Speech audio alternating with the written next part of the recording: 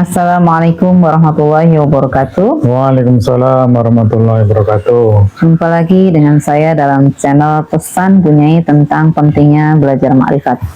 Kali ini saya tetap berkolaborasi dengan Mbah Munajat Karimullah. Yang akan saya bahas pada pertemuan kali ini adalah membahas pertemuan yang lalu tentang Maqam Ibrahim. Saya ingin bertanya dengan Mbah Munajat tentang Maqam Ibrahim yang kemarin saya sampaikan, tapi dengan pandangan Qadim yang akan disampaikan Mbah Munajat. Tapi sebelumnya saya sampaikan dulu kesimpulan bahasan yang kemarin ya Mbah Munajat. Iya. Kesimpulan bahasan saya kemarin tentang Maqam Ibrahim adalah makna. Jadi Maqam Ibrahim itu tidak hanya dipahami sebagai tempat fisik di dekat Ka'bah, tetapi juga sebagai simbol perjalanan spiritual menuju Allah Subhanahu wa Ta'ala. Maqam Ibrahim ini menekankan bahwa ada maqam tawakul, yaitu ketergantungan penuh kepada Allah. Kemudian yang kedua yaitu tajrid dan tafrid, meninggalkan ketergantungan duniawi dan hanya bersandar kepada Allah. Yang ketiga yaitu mahabbah, yaitu cinta sejati kepada Allah.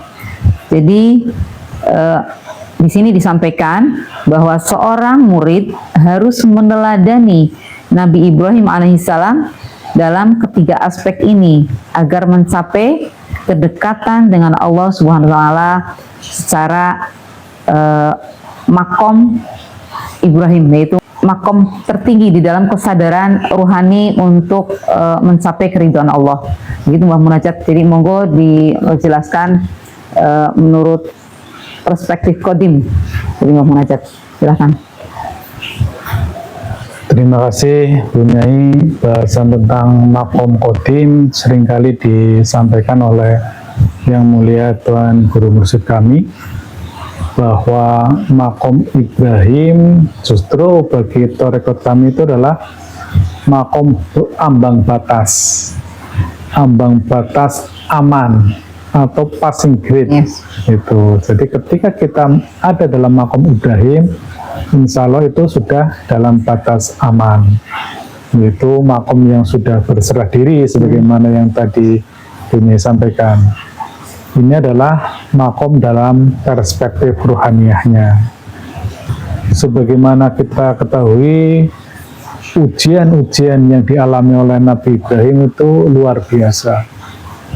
Yang pertama, ketika beliau baru mempunyai seorang putra, kemudian harus meninggalkannya bersama istrinya di sebuah gurun yang jauh dari pemukiman, yang kalau dapat kita bayangkan ribuan tahun yang lalu punya itu, di tengah gurun itu, Nabi Ibrahim sekitar 4 atau 5 ribu tahun yang lalu. Kemudian yang kedua, Nabi Ibrahim disuruh menyembelih anaknya. Dan ujian terberat yang lainnya adalah Nabi Ibrahim dibakar hidup-hidup. Itu sungguh suatu ujian yang luar biasa. Namun hal ini dalam pemaknaan hakikatnya, dalam pemaknaan kodimnya, tidak harus seperti itu Bunyai. Yang paling penting adalah hilangnya kemelekatan atau cinta kita kepada selain Allah.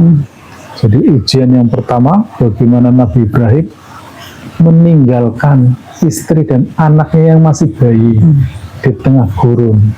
Itu benar-benar sebuah tawakal yang luar biasa. Kemudian yang kedua, Nabi Ibrahim harus menyembelih anaknya yang sekian tahun tidak ketemu. Anak yang sangat dibanggakan, seorang laki-laki, dan beliau pun kan menjadi nabi juga. Ini pun juga dalam perspektif kodimnya tidak harus dimaknai benar-benar menyembelih anak itu kemudian diganti seekor gibas, kemudian pisaunya tidak bisa menyentuh kulitnya. Itu tidak begitu adanya. Itu bahkan tidak terlalu penting dalam perspektif kodimnya Bunyai. Tetapi makna kodimnya adalah bagaimana seorang Nabi Ibrahim itu menyembelih kecintaan dirinya terhadap keluarganya. Demikian juga ketika Nabi Ibrahim dibakar, kita tidak tahu fakta empirisnya, kita tidak tahu kejadian di alam realitasnya. Bisa jadi seperti itu. Tetapi makna kodimnya, bagaimana Nabi Ibrahim itu membakar dirinya dari segala kemelekatan-kemelekatan duniawinya, dari segala hal yang selain Allah itu dia bakar sampai habis dalam dirinya. Sehingga itulah makom yang sudah aman. Kemudian poin yang berikutnya ini kami tujukan secara khusus kepada jamaah Majelis Zikir Thariqat Naqsabandiyah Khalidiyah. Yang dimaksud dengan makom Ibrahim adalah sungguh itu makom yang sudah tinggi. Jadi kalau kita buat semacam tahapan-tahapan, ketika kita sudah berserah diri secara lahiriah, secara jasad, itu baru kita berislam. Kebetulan kita juga punya mekanisme, sekarang ada yang namanya grup karantina bagi orang-orang yang ingin bergabung dengan kami dan istilahnya sudah menyerahkan diri siap untuk bergabung. Kami tempatkan dulu pada suatu tempat atau pada suatu makom, yaitu makom Islam, sebelum dilakukan aktivasi rohani. Nah, kalau dalam makom tersebut dia konsisten dan dia siap untuk menjalankan tahapan berikutnya, maka akan dinaikkan menjadi makom iman. Makom iman adalah ketika dia telah dibukakan atau diaktifasi ruhaniyahnya, atau telah ditanamkan nur iman dan nur kitab dalam dirinya. Karena itu sebagai dasar, sebagai prasyarat dasar untuk bisa bersambung kepada tali wasilah. Dan itu artinya belum aman, Bunyai. Dan itu saudara-saudaraku, seluruh jamaah Majelis Zikir Thariqat Naqsabandiyah Khalidiyah Nusantara ini, ketika sudah diaktifasikan ruhaniyahnya dan dianggap sudah beriman, itu belum aman. Dan itu sangat rawan ketika kita tidak mengikuti tahapan-tahapan berikutnya. Jadi setelah beriman ada tahapan berikutnya, yakni berhijrah dan berhijihad. Berhijrah itu artinya kita mengikuti seluruh visi dan misi yang telah digariskan oleh Yang Mulia Tuan Guru Mursyid kita.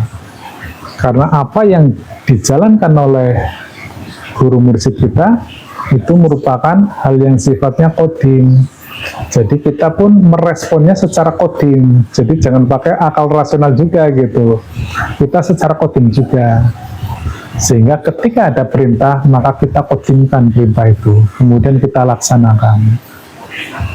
Hijrah pun ternyata masih belum cukup punya itu. Jadi harus berjihad. Artinya kita mendedikasikan diri kita untuk perjuangan ini. Dan yang kita tahu, perjuangan ini kan semuanya mulia, tidak ada hal yang aneh-aneh.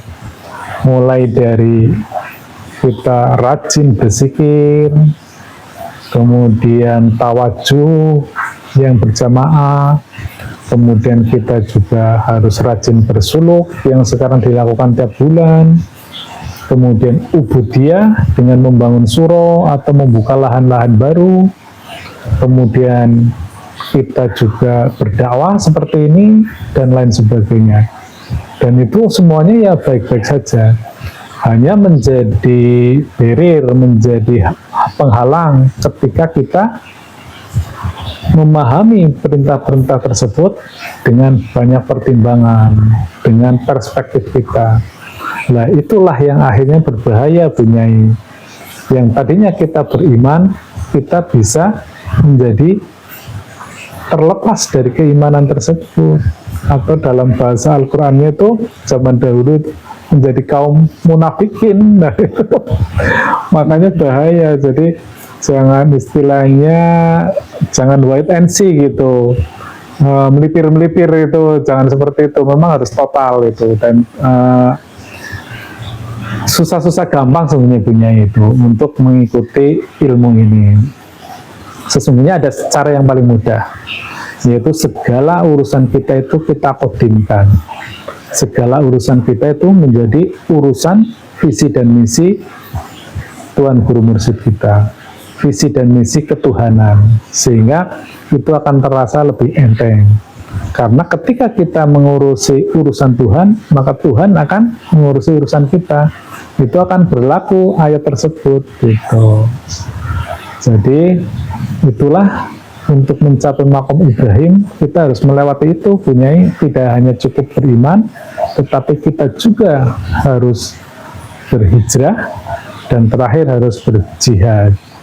Ketika itu sudah kita lakukan, maka kita akan mendapatkan yang namanya makom Ibrahim, makom yang aman. Demikian Bunyai, mudah-mudahan dapat mencerahkan wabil khusus jamaah kita semua. Terima kasih.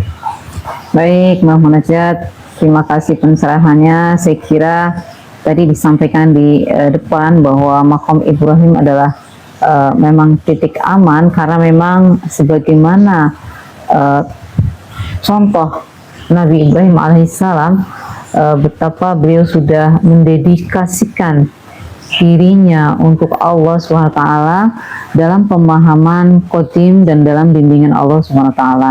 Semua itu terbimbing, yang penting kita bergerak mengikuti, ikut syariatnya seperti apa yang disampaikan oleh Tuan Guru Mursyid kita. Saya kira itu yang bisa kami sampaikan pada pertemuan kali ini, ya Mbak Munajat ya. Ada tambahan kah? Cukup. Sudah cukup. Jadi mohon maaf jika banyak hal yang kurang berkenan. Ilahi anta maksudi waridho kamatubi. Wassalamualaikum warahmatullahi wabarakatuh.